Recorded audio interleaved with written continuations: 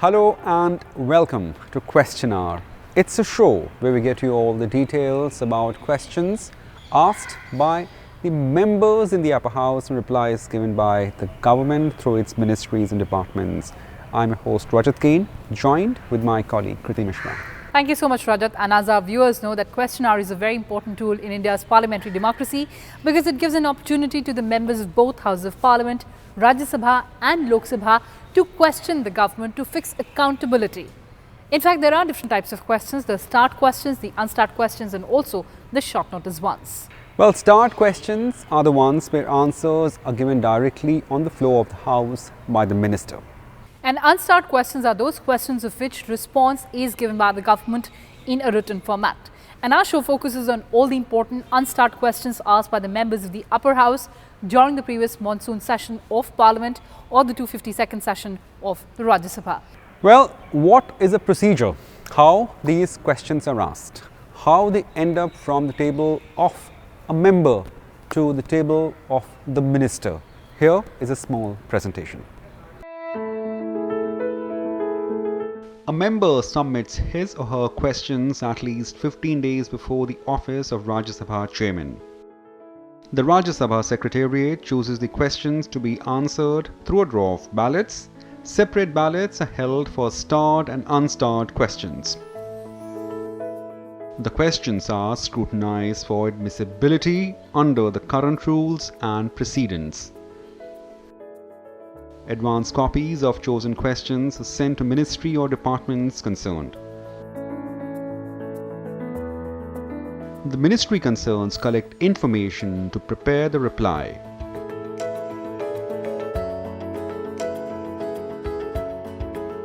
The minister concerned reply to starred questions on the floor of the House and provides written answers to unstarred questions.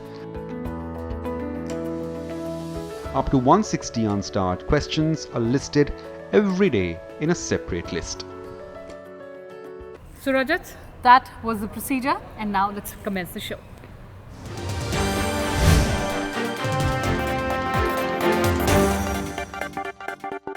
And the first question in this edition of the Question Hour show is from member Dr. Bhagwat Karad, and this question is to the Ministry of Petroleum and Natural Gas. And the member has asked the government whether it has formulated any project in order to reduce dependence on import of crude oil and whether there is any collaboration with any other country as well. Well, reply to this query was given by Minister of Oil and Natural Gas Dharmendra Pradhan, and the minister says that government has indeed identified strategies to actually cut down on import dependence and also to enhance the production capacity internally of oil and gas. Well, the ministry says government has also taken a number of initiatives to encourage the use of alternative fuels like ethanol and biodiesel through ethanol blending in petrol program and biodiesel blending in diesel. Government has formulated a national biofuel policy 2018 to boost availability of biofuels in country. To give a major thrust to ethanol blending program, oil CPSEs are establishing 12 2G ethanol plants across 11 states of the country. The Government of India has joined International Energy Agency Technology Collaboration Program on Bioenergy on 25th January 2019. This is an international platform for cooperation and information exchange among countries that have national programs in bioenergy research, technology development, demonstration and policy analysis. Well, the next question was asked by member Chaudhry SUKHRAM Singh Yadav, Chaya Verma and Vishambar Prasad Nishad. The member or the members to say saw details on steps taken by the government in terms of helping people affected by floods and also the extent of damage caused by floods and other natural calamities across the country. Well, there's an elaborate response given by the government, and this reply has been given by MOS Home Affairs Nityanand Rai, and he says that the primary responsibility of disaster management lies with the respective state governments and financial assistance is provided to the affected states from the State Disaster Response Fund and also from the National Disaster Response Fund. Now, government undertakes several relief measures in the wake of any disaster, including floods. And the financial assistance from SDRF or NDRF is towards relief and is not for compensation of loss as suffered or claimed. During the year 2020-21, central government has allocated an amount of 28,983 crore in SDRF, now named as State Disaster Risk Management Fund, as against 13.465 crore allocated during 2019-20. Flood management comes under the purview of the states, and works for flood control are formulated and implemented by the concerned state governments.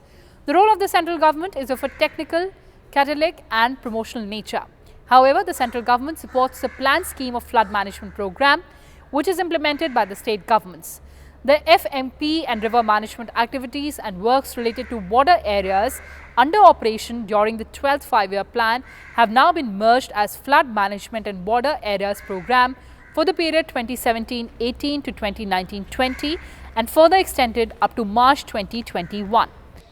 Under FMP component of FMBAP scheme, central government has released 264.00 crore during 2015-16, 149.99 crore during 2016-17, 562.67 crore during 2017-18 and 428.20 crore during 2018-19 and 546.01 crore during 2019-20 to the respective state governments.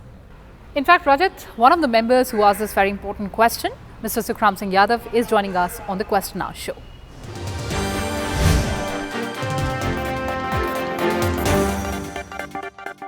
Sir, पिछले सत्र में आपने पूछा था कि flood management के लिए या डिजास्टर मैनेजमेंट के लिए सरकार क्या-क्या कदम उठा रही है, और सरकार ने एक लंबा जवाब भी दिया। क्या मत है आपका सरकार के जवाब पर? बाढ़ से ज्यादा तकलीफ होती है किसान को। किसान अपनी सारी फसल बाढ़ चौपट कर लेता है, और जब फसल चौपट हो जाती है तो पूरा साल का बजट खराब हो जाता है। उससे निपटने के लिए सरकार सहायता नहीं करती है तो किसान तबाह हो जाता है। सबसे समस्या बाढ़ की होती है किसान की। इसी के साथ साथ जानवर जो पालता है, जानवर बाढ़ में जानवर बह जाते हैं। और मैं तो जहाँ रहता हूँ, जहाँ पर मेरा गाँव है, यहाँ पर तो पानी घरों घुस आता है, घर रहना मुश्किल पड़ता है। कैसे लोग जीवन यापन करते हैं मैंने सब देखा है। मैंने गांव गली में बाढ़ में, बचपन में बाढ़ में गली में पानी भरा देखा है, मेरे घरों पानी भरा देखा है। ऐसी स्थिति देहात की होती है। और उसका कारण क्या है? सबसे बड़ा कारण उसका है आज जो जमीनों पर कब्जे हो रहे हैं। बाढ़ में नदियों का जो क्षेत्रफल है उसको संकुचित किया जा रहा है। लोग उस पर कब्जा कर लेते हैं। जो उसका प्रकृति क्षेत्र दिया है, उस क्षेत्र को चौड़ा क्षेत्र है, उसको कम कर दिया जा रहा है। वो कारण यही है, इसलिए बाढ़ ज्यादा आ रही है। देखिए, सरकार का हर साल सरकार का एक बजट होता है बाढ़ के लिए। इस साल दुर्भाग्य रहा, जो बजट बाढ़ का था वो सारा का सारा बजट उन्होंने कोरोना में खर्च कर दिया। तो बाढ़ का मुकाबला कर लेते थे, हर साल कर लेते थे। इस साल वो मुकाबला नहीं हो पाया, इसलिए किसानों ज्यादा नुकसान किसानों को हुआ है। गाँव ज्यादा जानवर मरे हैं, ज्यादा लोग पलायन किए हैं गाँव से। सारी स्थिति जो है बाढ़ में जो पैसा धन आवंटित होता है सरकार की ओर से अपने बजट में, उस बजट में इस बार किफायत की गई है। और तो मुख्य कारण था कोरोना काल का बहाना लेकर के उसमें कमी की गई है, जो दुर्भाग्य हमारे देश में ऐसा हुआ। कोई खास सुझाव सरकार के लिए? मेरा सुझाव यही है कि सरकार को चाहिए कि बाढ़ प्रभावित क्षेत्रों में जो जमीनें लोग भूमाफिया कब्जा कर लेते हैं और नदी के क्षेत्र को सकरा कर देते हैं, उस सकरे क्षेत्र को वापस बढ़ाना पड़ेगा। और नदी के क्षेत्र से कम 3 किलोमीटर जगह छोड़नी होगी, ताकि भविष्य में नदी अपना विस्तार कर सके। सुखराम जी, आप हमसे जुड़े, आपने हमसे ये सारी बातें की, बहुत बहुत धन्यवाद।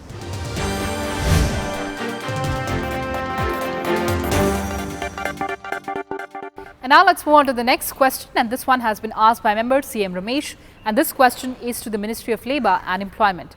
And the member has asked about the schemes for job creation and the number of people who have benefited from these schemes.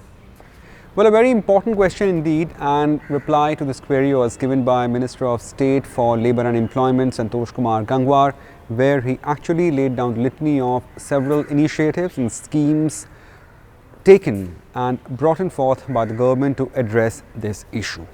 The ministry says that it's implementing the Pradhan Mantri Rozgar Protsahan Yojana since the year 2016, with the objective to incentivize employers for creation of new job opportunities and new employment with social security benefits. Under the scheme, Government of India is paying employers full contribution, that is 12%, towards the Employees Provident Fund or the EPF and Employees Pension Scheme or the EPS for a period of 3 years to new employees through EPFO with effect from 1st of April 2018. The terminal date for registration of beneficiary through establishment was 31st March 2019. The beneficiaries registered up to 31st March 2019 will continue to receive the benefits for 3 years from the date of registration under the scheme. As on 14th September 2020, 1.21 crore beneficiaries have been benefited through 1.52 lakh establishments. Government has also implemented the National Career Service or the NCS project as a mission mode project for transformation of National Employment Service to provide a variety of employment related services like job matching, career counseling, vocational guidance, information on skill development courses, apprenticeship and internship. Under Pradhan Mantri Garib Kalyan Yojana, launched in the wake of COVID-19 pandemic, the government is contributing both 12% employers share and 12% employee share under Employees Provident Fund, totaling 24% of the wage for wage month from March to August 2020 for all the establishment having up to 100 employees, with 90% of such employees earning less than 15,000 rupee. Now, the statutory PF contribution of both employer and employee has been reduced to 10% each from existing 12% each for establishment covered by EPFO for 3 months. The above initiatives are in addition to various employment generation schemes being implemented by other sectoral ministries and departments. Well, moving on to next question that was asked by member Rakesh Sinha from Ministry of Housing and Urban Affairs. The member saw details about the number of slum dwellers residing in 4 metropolitan cities of Delhi, Chennai, Mumbai and Kolkata. The member also saw details about the steps taken by the government or to say ministry to provide basic social security to the slum dwellers, or whether ministry is contemplating to have a separate wing to address requirements of this strata. And this response has been given by Housing and Urban Affairs Minister Hardeep Singh Puri, and he says that according to the census of 2011, the details of the slum dwellings or land holdings in the metropolitan cities of Delhi, Mumbai, Kolkata and Chennai, that information has been provided in the annexures. The government further says that land and colonization are state subjects and therefore it is the responsibility of the state or UT governments to frame policies and implement schemes to facilitate the minimum requirements based on human dignity for slum dwellers. However, Government of India, through its programmatic interventions like Atal Mission for Rejuvenation and Urban Transformation, which is Amrut, Swachh Bharat Mission Urban, which is SBMU, and Pradhan Mantri Awas Yojana Urban, which is PMAYU mission, has been assisting states or UTs both technically and financially in providing housing with basic civic amenities to eligible urban poor, including slum dwellers. Amrut focuses on providing basic amenities including water supply, sewerage and septage management in 500 cities selected across the country, including Delhi, Kolkata, Mumbai and Chennai. The main priority under Amrut is to ensure that every household has access to a tap with a short supply of water and enhanced coverage under sewage system. The objective of SBMU, which is Swachh Bharat Mission Urban, is to make all urban areas including slums of the country open defecation free and 100% scientific processing of its municipal solid waste. Under SBMU, individual household toilets are provided to beneficiaries irrespective of whether they live in authorized or unauthorized colonies or notified or non-notified slums. Central government provides incentive under Swachh Bharat Mission Urban for construction of community toilets where people practice open defecation and construction of individual toilet is not feasible.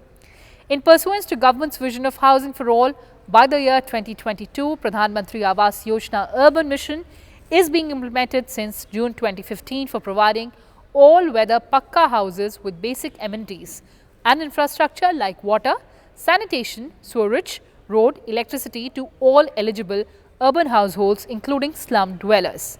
an in-situ slum redevelopment component of Pradhan Mantri Awas Yojana urban mission mandates to use land as a resource by leveraging the locked potential of land under slums, and this is for constructing houses for urban slum dwellers and bringing them under formal urban settlement.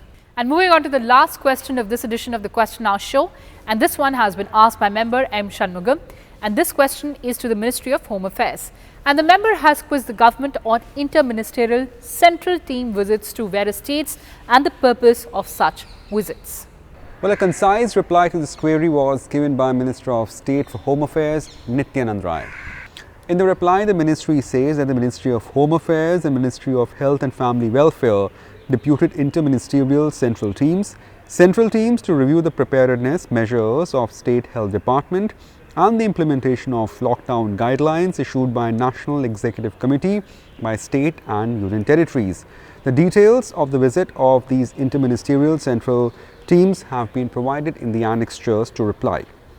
On the basis of reports or the recommendations submitted by these teams, necessary directions were issued to the concerned state governments to take corrective action. The interministerial central teams deputed by central government comprised of domain experts, members from concerned ministries, departments since initial phase of the pandemic. These teams have supported state in terms of strengthening surveillance and containment measures, following testing strategy as advised by Indian Council of Medical Research or ICMR from time to time, early identification of cases and admission to healthcare facilities of all the cases who require hospitalized care, adequate provision of oxygen supply, ambulance service, referral of cases to higher centers for better care, compliance with infection prevention and control guidelines by the Ministry of Health, clinical management protocol issued or updated by the Ministry of Health, implementation of lockdown measures as per guidelines issued under Disaster Management Act 2005. So Rajat, these were the questions and answers in this edition of the Question Hour show for our viewers.